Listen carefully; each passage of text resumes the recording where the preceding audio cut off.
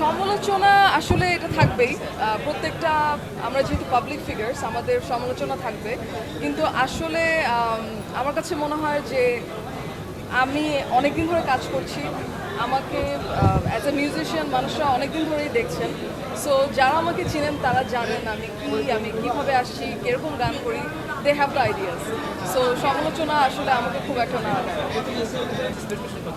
মেহজাবিন আপু আমার খুবই ক্লোজ এবং আমি আসলে কি বলবো খুবই পছন্দ করি as an actor, as a person. আমার খুবই পছন্দের একজন মানুষ এবং এটা যখন পোস্টার দেখি তখনই আমি বলছিলাম যে কবে দেখবো। তো যখন আমি তার স্টোরিজ দেখছিলাম রেড সি ফেস্টিভ্যালে, রাইট, সো তখনই আমি বলছিলাম যে কবে দেখবো। তো আজকে ফাইনালি উনি আমাকে কালকে বললো যে প্লিজ এসে পড়ো। তো আমি খুবই এক্সাইটেড, কারণ মেহজাবিন আপুকে ফার্স্ট বড় স্ক্রিনে দেখছি এবং আমরা সবাই জানি উনি আমাদের কত ফেভারিট একজন অ্যাক্ট্রেস। এবং তার সাথে সাথে শিশির ডিরেক্ট করেছে, আদনান আছে প্রডিউসার হিসাবে। সো এরা তো সব আসলে ফ্রেন্ডস। সো আমি খুবই এক্সাইটেড ফিল্মটা দেখার জন্য। সো আমার তো আসলে কাজগুলো খুব মৌলিক হয়, একা একা হয়, যে আমি নিজেই গান করছি, নিজেই ভিডিও করছি। সো মোস্টলি তাই হয়, কিন্তু ফিল্মে খুবই কম করা হয়েছে সো ফার। আমার কাছে মনে হয় যে সামনে আমাকে দেখা যাবে, ফিল্মের গানেও দেখা যাবে। আর অভিনয় তো করলাম প্রথম এই তো। সেটা দেখা যাবে বলতে কি আমরা বলতে পারি যে শোনা যাবে, দেখাও যেতে পারে, কে জানে, তাই না? যেহেতু অ্যাক্টিংয়ে ঢুকেছি, কোনোজ সব কিছুই আসলে ফিউচারের উপরে।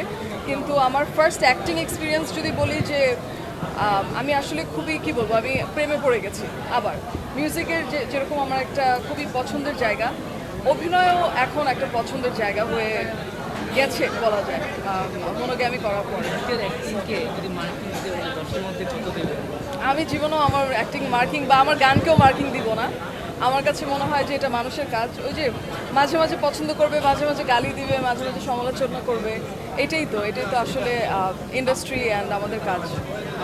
প্রথমত আমি যদি লিপসিং করে এত দূর আসি তাহলে তো এর জন্য একটা ক্ল্যাপ হওয়া উচিত যে আমি লিপসিং করে এত দূর আসতেছি, তাই না?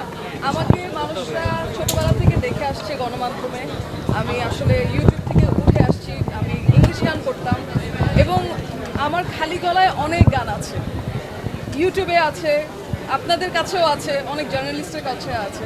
সো এমন না যে আমার এখন শোতে যদি আমি লিপসিং করে শো করি, দ্যাটস মানে কি বলবো, রিডিকুলাস। আমি যখন এই নিউজটা দেখি আমি রীতিমতো হাসছি।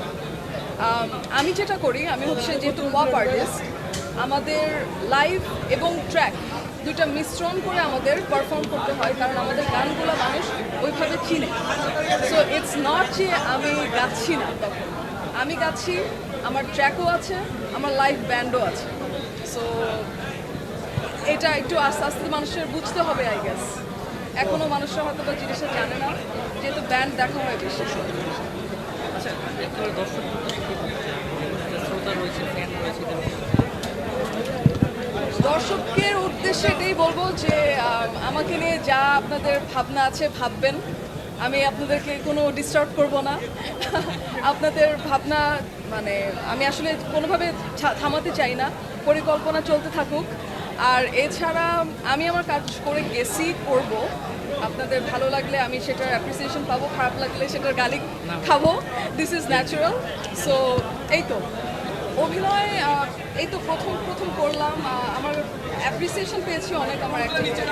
সো আমার কাছে মনে হয় যে সেটা আমাকে ইন্সপায়ার করেছে নেক্সট আরও কিছু কাজ করার। সো হোপফুলি আমাকে সামনে আরও দেখা হবে।